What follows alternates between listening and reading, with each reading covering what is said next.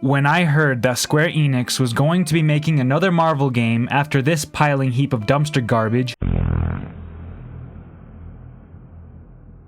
I was for sure certain that this game was going to be the Avengers game with the Guardians of the Galaxy skin dressed over it. But Square Enix proved to me that a video game publisher can learn from their mistakes of the past.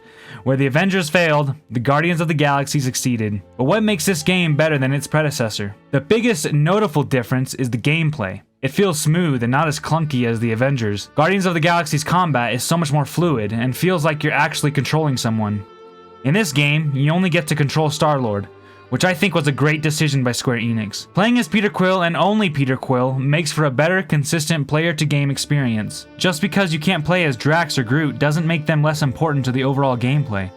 Having the ability to guide and give commands to the team really makes you feel like you're the leader to a band of misfits. The ability to call a huddle in the middle of a battle and having to choose the right dialogue option based on the key phrases was my favorite feature. And if you select the correct answer, the rest of the team gets hyped, and the Guardians get an extra shield and a boost in performance. Throughout the game, you can earn experience in combat that gives you points that can be put into the abilities of you or the other Guardians. Each Guardian has a unique set of abilities that can be activated on enemies. I don't really have a favorite Guardian's abilities, and this is where I think Square Enix really nailed the balance of the Guardian's abilities. Need someone to charge into a group of enemies and beat the ever-living tar out of them? Drax has you covered. Have an enemy that you can't quite shake off? That's alright, I'll call in Gamora. Need a bomb thrown at a certain boss? Rocket can do that. Have an enemy that won't sit still? Groot has that ability. You see, each Guardian, including Star-Lord, has an extremely useful ability that can be utilized. No Guardian feels like they are more overpowered than the other. They also come in handy in non-combat situations. Gamora can use her sword to clear a path, Rocket can open and crawl through small spaces, Drax can use his enormously large muscles to break through barriers that block the path or open another path, and Groot can build you bridges. Each character is special and has a purpose. I didn't play much of the Avengers game, but I played enough to know that some characters felt useless and uninspired. Star-Lord even has some unique abilities.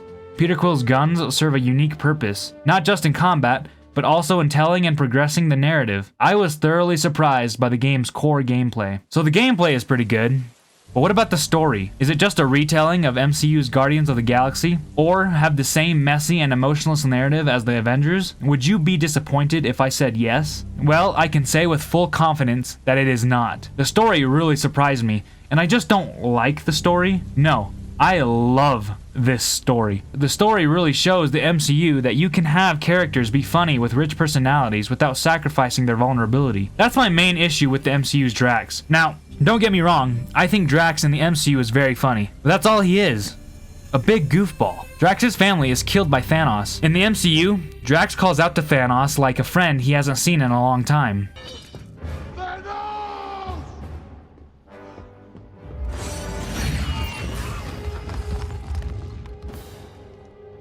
In this game, Drax has already killed Thanos before even becoming a Guardian. Drax feels like a strong man that still hasn't gotten over the death of his family, even after getting revenge on Thanos. Drax also has emotions, and can be so much more than a one-dimensional, comedic relief throwaway. In this game, Drax is my favorite character on the way he is written alone, but he's not the only one. Every character is written so much better than the movies, the exception being Groot. The main meat of the story is that the Guardians, while scavenging, come across the Soul Stone, which releases this parasite-like entity into the galaxy. This antagonist is so cool, and my favorite Marvel villain since Thanos. This entity, or better known as Magus, as we later find out, injects people with the Promise. The Promise tells people that if they are able to convert everybody else or kill everyone who rejects the Promise, that they will be able to bring their loved ones back from the dead. It's really interesting how everyone reacts to the Promise, though I think the best part of this narrative is when Drax is looking out towards the rift, and when you talk to him, you find that his family didn't make it to Ultoth. Drax doesn't believe he will see his family again,